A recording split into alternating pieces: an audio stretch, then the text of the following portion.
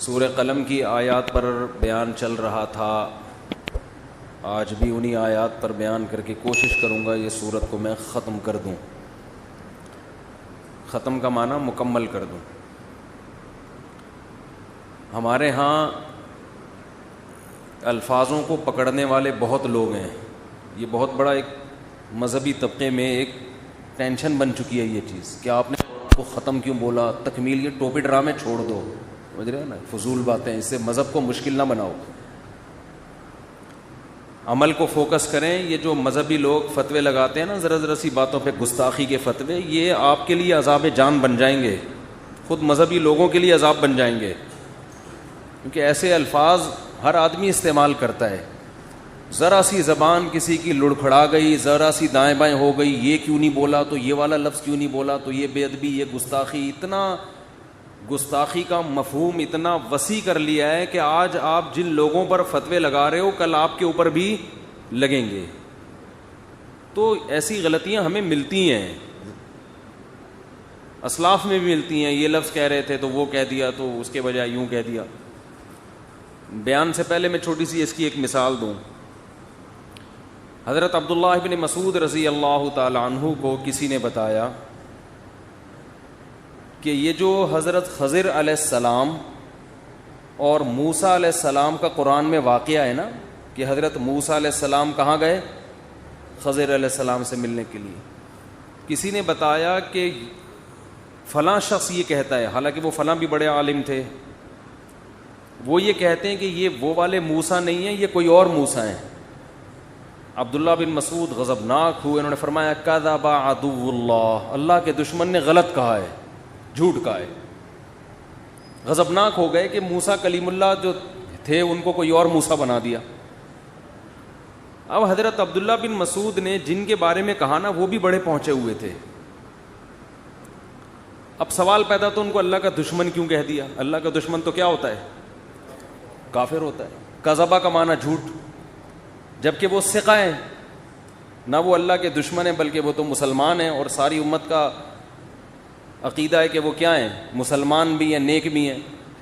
تو اب بہت سے لوگ عبداللہ بن مسعود رضی اللہ تعالیٰ عنہ کی بات کے مطلب لے کے اس کی تشریحات ہو رہی ہیں. ان کا یہ مطلب تھا تو یہ مطلب تھا. ہمارے حضرت نے فرمایا کوئی مطلب نہیں تھا, غیرت میں ایک بات انہوں نے کہہ دی ہے, ٹھیک ہے نا. اس کی حقیقت مراد نہیں ہے کہ آپ اللہ کے دشمن کا ترجمہ کریں اللہ کے لفظ دشمن کے ساتھ, تو دشمن تو کافر ہوتا ہے. بھائی ایک غیرت میں ایک بات کہہ دی کہ بھائی جو موسیٰ تھے وہ وہی موسیٰ ہیں, کوئی اور نہیں ہے. تو اب یہ نہیں کہ اس کو آپ اللہ کا دشمن کا مطلب وہ بالکل اس پہ وہی فٹ کریں. کہ بعض دفعہ انسان غضب کی کیفیات میں ہوتا ہے, تھوڑا سخت الفاظ استعمال کر لیتا ہے, آپ پکڑ کے بیٹھے ہوئے کہ اس کا یہ مطلب ہے. کوئی مطلب نہیں ہے. عبداللہ بن مسعود بھی ان کو مانتے تھے, نیک آدمی ہیں, بس ان کی بات کو سختی سے انہوں نے رد کر دیا. ہمارے دور میں اگر ایسا ہوتا ہم کہتے ہیں اس نے چونکہ فلاں کو اللہ کا دشمن کہا ہے. اب حدیثیں بھی کوٹ کرتے ہیں ہم, اللہ کا دشمن تو کافر ہوتا ہے. اور دوسری حدیث بخاری کی, جو بخاری یا مسلم کی حدیث نمبر, جو کسی مسلمان کو کافر کہے سامنے والا کافر نہ ہو تو یہ خود کیا ہو جاتا ہے, کافر. اب یہ بال کی کیا اتارنی جا رہی ہے, کھال. اور یہ فتنہ, حوالے ہوں گے, حدیثوں کے حوالے بھی مل جائیں گے. ہم نے علماء سے بارہا سنا ہے کہ علم کی ایک بات اگر آپ کے پاس ہے تو اس میں 99 گنا عقل زیادہ ہوگی, تو وہ علم آپ صحیح استعمال کرو گے. علم جتنا ہے عقل اتنی نہیں ہے, تو وہ علم آپ کو غلط گائیڈ کرے گا. سمجھ میں نہیں, ابھی بیان شروع نہیں ہوا ہے, یہ تو میں ویسے ہی شروع میں سلاد رائتا بھی ہوتا ہے نا, کھانے سے پہلے کیا پیش کیا جاتا ہے, سیلڈ وغیرہ پیش کیا جاتا ہے, رائتا پیش کیا جاتا ہے, تھوڑا سا سوپ پیش کیا جاتا ہے. بڑی محفلوں میں یہ ہوتا ہے, تو ہم بھی بیان سے پہلے تھوڑا سیلڈ رائتا وغیرہ پیش کرتے ہیں. بعض جگہ یہ سیلڈ زیادہ ہوتا ہے, کھانا کم ہوتا ہے. ترکی میں پوری, جیسے ہم اپنے بکرے دمبے کے سامنے رکھتے ہیں نا گھاس پھوس, ترکی میں آپ ہوٹل میں جائیں گے ٹرے میں آپ کے سامنے ایسے ہی گھاس پھوس لا کے رکھ دیں گے. آدمی کہے گا میں کو بکرا ہوں مجھے کیا کھلا رہے ہو. وہ کھاتے ہیں سیلڈ, بہت کھاتے ہیں. خیر, تو اس لیے جو لوگ امت میں جوڑ پیدا کرنا چاہتے ہیں ان کا علم کا بیان کرنے کا انداز مختلف ہوتا ہے. جو توڑنا چاہتے ہیں وہ بھی دلائل سب کے سیم ہوتے ہیں. ایک ہی دلیل سے آپ توڑ بھی سکتے ہو, اسی دلیل سے آپ جوڑ بھی سکتے ہو. یہ آپ کا مزاج ہے کہ آپ چاہتے کیا ہو. ہر دلیل میں یہ صلاحیت ہوتی ہے کہ آپ آگ بھی لگا سکتے ہو اور آپ لوگوں کو جوڑ بھی سکتے ہو اس سے. تو اس کی بہت ساری مثالیں ہیں, پھر میں دوں گا تو میرا ٹاپک سارا چینج ہو جائے گا. دیکھو اس کی میں ایک مثال دوں. اکثر میاں بیوی کی لڑائیاں ہوتی ہیں نا, لوگ سلو کرواتے ہیں. تو آپ کا پھڈا, میاں بیوی کا پھڈا ہوا, شوہر کو جا کے آپ نے شوہر کے حقوق سمجھانا شروع کر دیے قرآن و حدیث کی روشنی میں کہ تمہارا بیوی پر کے اوپر یہ حق ہے. حدیث کا ریفرنس بھی ہے, بخاری میں, مسلم میں, سارے ریفرنس بھی. پہلے ہی پھڈا چل رہا ہے ان کا, پہلے ہی آپس میں کیا ہو رہی ہے, لڑائی ہو رہی ہے.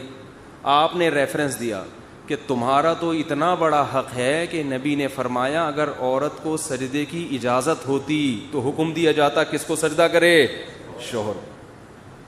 بات بھی, حدیث بھی صحیح ہے, ریفرنس بھی صحیح ہے. شوہر یہ سن کر غصہ ٹھنڈا ہوگا یا بھڑکے گا؟ بھڑک جائے گا, یار ہمیں تو پتہ ہی نہیں تھا, ہم نے تو 2 لگائے, ہمیں تو 4 لگانے چاہیے تھے تھپڑ اس کے. میں اتنا بڑا آدمی اور اس سے تمیز سے بات نہیں کر رہی ہے, میں اتنا عظیم الشان انسان ہوں, ٹھیک ہے نا, میری اتنی ویلیو ہے کہ اگر سجدے کا حکم ہوتا کسی کو تو عورت کو حکم ہوتا کس کو سجدہ کرے, مجھ کو. اور میری بیوی سجدہ تو دور کی بات, تمیز سے بات نہیں کر رہی ہے, ایک دم تیش میں آئے گا صحیح بخاری کی روشنی میں, حقیقت بتا رہا ہوں. اور اب بیوی کو جا کے بھڑکایا آپ نے کہ نبی صلی اللہ علیہ وسلم کا ارشاد ہے خیرکم خیرکم لأہلہ. حدیث کا ترجمہ بھی آپ نے کیا, کہ پہلے لفظی ترجمہ کیا کہ حدیث میں آتا ہے سب سے بہتر انسان وہ ہے جو اپنی بیوی کے لیے سب سے بہتر ہے. اگر تمہارا میاں گھر کے باہر لوگوں سے اچھی طرح سے بات کر رہا ہے, لوگوں سے مل رہا ہے, تمہارے ساتھ سلوک اچھا نہیں ہے, اللہ کی نظر میں 2 ٹکے کا آدمی نہیں ہے یہ. یہی مطلب ہوا نا, حدیث کا صحیح مطلب تو یہی ہے. اور ریفرنس سے بات کر رہا ہے, ریفرنس. پھر اب جو پہ اعتراض کرتے ہیں تم تو لڑا رہے ہو امت کو, کہہ رہے میں ہر بات ریفرنس سے کرتا ہوں, میں ہر بات کس سے کرتا ہوں. یہ الو بنانے والی باتیں ہیں. کون سا ریفرنس کس وقت پیش کرنا ہے, اس کے لیے کیا ہونی چاہیے, بصیرت. یہ ریفرنس یہاں پیش کرنے کا نہیں ہے, اس کو آپ اور ورگلا رہے ہیں کہ یہ تم سے 2 تھپڑ لگائے تھے. نبی تو کہہ رہے ہیں کہ تم میں سب سے بہتر وہ ہے جو بیوی سے اچھے اخلاق سے بات کرے. یغلبن الکریم, عزت دار آدمی پہ تو بیوی ہمیشہ حاوی ہوتی ہے. اس کا مطلب یہ کمینہ آدمی ہے, یہ ہیں, یہ تو تم پہ روب جھاڑ رہے. اور حدیث کا حوالہ آپ نے, بلکہ کتابیں بھی دکھا دی, یہ لکھا, میں نہیں کہہ رہا, یہ لکھا ہوا ہے. تو علم ہے, کھوپڑی بولو صحیح کام نہیں کر رہی ہے, اس کی کھوپڑی صحیح کام نہیں کر رہی ہے. نبی نے یہ جو فرمایا نا تم میں بہتر وہ ہے جو گھر میں سب سے بہتر, یہ مردوں کو حکم دیا ہے. یہ خطاب کس کو ہے, یہ بیویوں کو نہیں, آپ نے عورتوں میں, خواتین میں بیان نہیں کیا, یہ ان کو سکھایا ہے. اور عورت کو خطاب کیا کہ یہ سجدے کی اجازت ہوتی تو کس کو حکم دیتا, تمہیں حکم دیتا اس کو سجدہ کرو. آپ کیا کر رہے ہیں, ادھر والا ادھر لگا رہے ہیں, ادھر والا ادھر لگا, پھڈا ہو رہا ہے. عقل مند ہو گئے آپ تو آپ شوہر کو سمجھاؤ گے بھائی تو جھگڑ رہا ہے, دیکھو نبی صلی اللہ علیہ وسلم نے فرمایا اللہ نے عورت کو ٹیڑھی پسلی سے پیدا کیا ہے. پورا سیدھا دنیا میں آج کل مرد نہیں ہوتا, عورتیں کہاں سے ہوں گی پوری سیدھی. اور حدیث میں آتا ہے رسول اللہ صلی اللہ علیہ وسلم نے فرمایا کہ اذا ذهبت تقیمها, اگر تم پسلی کو سیدھا کرنے میں لگ جاؤ گے, تکسرها, تو توڑ دو گے, وہ سیدھی نہیں ہوگی. الا وان کسرها طلاقها, اور آپ نے فرمایا عورت کو سیدھا کرنے کا مطلب اس کو طلاق دینا ہے, نتیجہ گھر ٹوٹنے پر ہوگا. اگر آپ میں تمیز ہوگی تو یہ والی حدیث ریفرنس کے ساتھ یہ پیش کرو گے, اور اس کو جا کے آپ سمجھاؤ گے کہ نبی صلی اللہ علیہ وسلم نے فرمایا جس عورت کا شوہر ناراض ہو کے رات کو سو جائے اس عورت کی تہجد بھی اللہ قبول نہیں کرتا. ریفرنس, ٹھیک ہے نا, یہ ریفرنس میں اپنی طرف سے نہیں کہہ رہا. اب بات سے بات چلنے کے لیے تو کچھ حدیثیں اسی اصول سے حل ہو جاتی ہیں, بہت سی حدیثیں اسی اصول سے حل ہو جاتی ہیں. نبی صلی اللہ علیہ وسلم نے فرمایا, آج کل آپ نے دیکھا ہوگا بہت سے لوگ گناہ کرتے ہیں, کبیرہ گناہ کر رہے ہیں, گناہ پہ گناہ, جب ان کو اللہ کے عذاب سے ڈرایا جاتا ہے کہ یار اس پہ پکڑ ہے، آخرت میں عذاب ہے، کیا کر رہے ہو، دلیل دیتے ہیں کہ اللہ نے، ایک عورت نے، ایک شخص نے پیاسے کتے کو پانی پلایا، اس پہ اللہ نے اس کے سارے گناہوں کو معاف کر دیا۔ تو میں بھی کچھ عیدی سینٹر میں 2-4 دیگیں دے کے میں تو کتے نہیں، میں تو انسانوں کو پانی پلا رہا ہوں، پانی بھی نہیں، کھانا کھلا رہا ہوں۔ اور وہ مدرسہ بھی میں نے کھولا ہوا ہے، اور وہ ٹرسٹ میں نے کھولا ہوا ہے، اور میں وہ جو ہے ممانی میری بیوہ ہو گئی ہیں ان کو بھی خرچ کرتا ہوں۔ تو میں تو ایک کتے پہ جب بخشش ہو سکتی ہے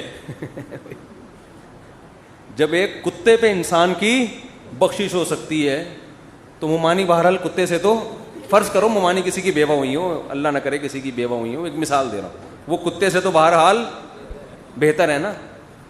تو میری تو اللہ بخشش انشاءاللہ پوری امید ہے کرے گا، سمجھتے ہو؟ تو یہ اصل میں حدیث گنہگار کے لیے، بولو، یہ گناہ پر جرت دلانے کے لیے نہیں ہے کہ آپ گناہ کر رہے ہیں تو مزید کرتے چلے جائیں، 2-4 کتوں کو آپ پانی پلا دیں، اس کے لیے نہیں ہے۔ یہ حدیث ان لوگوں کے لیے ہے جو گناہ کر رہے ہیں لیکن اب وہ دین کی طرف آنا چاہتے ہیں، گناہوں میں لت پت ہو گئے ہیں، اب وہ مایوس ہو رہے ہیں، یار ہماری زندگی میں اتنے بڑے بڑے گناہ، اب ہم نے نیکی کر کے کون سا تیر مار لیں گے، ہم نیکی کر کے ہم کون سا، بول لو نا، تیر مار، اتنے بڑے بڑے گناہ ہیں، ہم نے تو لوگوں کے منہ سے نوالے چھینے، تو اب کیا کتے کو پانی پلا کے کیا ہو جائے گا؟ تو اس کو کہا جا رہا ہے کسی نیکی کو حقیر آؤ، تھوڑا ہمت کرو۔ بعض دفعہ کتوں کو پانی پلانے پہ بھی کیا ہو جاتی ہے، بعض دفعہ ہوتا ہے، یہ ہمیشہ نہیں ہوتا، بعض دفعہ اس پہ بھی ہو جاتا ہے، تو ہمت کر کے کچھ تو کرو۔ کسی نیکی کو یہ سوچ کے ہلکا مت سمجھو کہ اس کا کوئی فائدہ نہیں ہے، میں تو بڑا گنہگار ہوں۔ تو گنہگار کو نیکی کی ترغیب دی جا رہی ہے، گناہوں پہ تھپکی نہیں دی جا رہی کہ تو کرتا رہے تو 2-4 کتوں کو پانی پلا دیا کر بس، صحیح ہے نا، باقی جو بدماشیاں کر رہا ہے کرتا رہے۔ سمجھ میں نہیں آ رہی بات؟ علم ہوگا تو آپ اس حدیث کو اس موقع پہ بیان کرو گے، جو گناہ کر رہا ہے اس کو آپ کہو گے بھائی تو تھوڑا سا کام تو نیکی کا کر لے، وہ کہا یار میرے تو اتنے گناہ ہے، بھائی ان کو بھی چھوڑنے کی کوشش کر، لیکن سرے دس کوئی نیکی ہاتھ سے جانے نہ دے، شاید اللہ بخش دے، شاید۔ اس کے برعکس ایک دوسری حدیث ہے، اس حدیث میں آتا ہے رسول اللہ صلی اللہ علیہ وسلم نے فرمایا ایک عورت کو اللہ نے جہنم میں ڈال دیا ایک جرم پہ کہ اس نے ایک بلی کو باندھ دیا، نہ اسے کھلاتی تھی نہ پلاتی تھی، وہ بلی بھوک اور پیاس سے تڑپ تڑپ کے مر گئی، اللہ کو غضب آیا اور اللہ نے اس کی نیکیاں، بولو، ضائع۔ اس حدیث کا غلط جگہ استعمال کیا ہے، غلط استعمال یہ کہ آدمی کہے یار مجھے اب نیکی کرنے کا کیا فائدہ، میں اتنی نیکیاں کروں، ہو سکتا ہے زندگی میں کوئی ایسا گناہ ہو جائے جس سے ساری نیکیاں ضائع۔ یار وہ جب ایک بلی کو بھوکا مارنے پر اتنی ساری نیکیاں اللہ نے برباد کر دیں، تو ہم تو اس سے بڑے بڑے، ہم نے تو فلاں کو یتیم کا پیسہ کھایا ہوا ہے، ہم نے تو یہ کیا ہوا ہے، یہ کیا ہوا ہے، پتہ نہیں یار بخشش کا کوئی چانس نہیں ہے۔ تو یہ ان لوگوں کے لیے نہیں ہے، بلکہ یہ ان لوگوں کے لیے ہیں جو نیکیاں کر کے اترا رہے ہیں اور وہ کہہ رہے ہیں، اب وہ گناہ کو ہلکا سمجھنا شروع کر دیا انہوں نے۔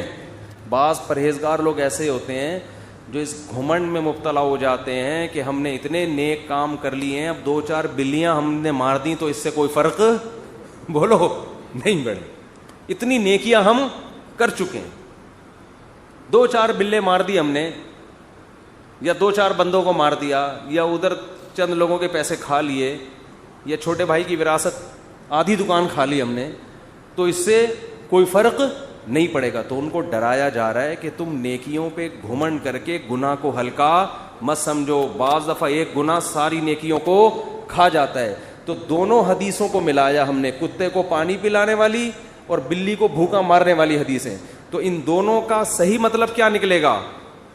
صحیح مطلب یہ ہے کہ نیک آدمی نیکی پر مضبوط رہے، گناہ کے قریب مت جائے، اور گناہگار آدمی مایوس نہ ہو، آج نیکیوں کی طرف آنا شروع ہو جائے۔ بہت مشکل ہے بات سمجھانا اس زمانے میں، بات آ رہی ہے سمجھ میں کہ نہیں آ رہی ہے؟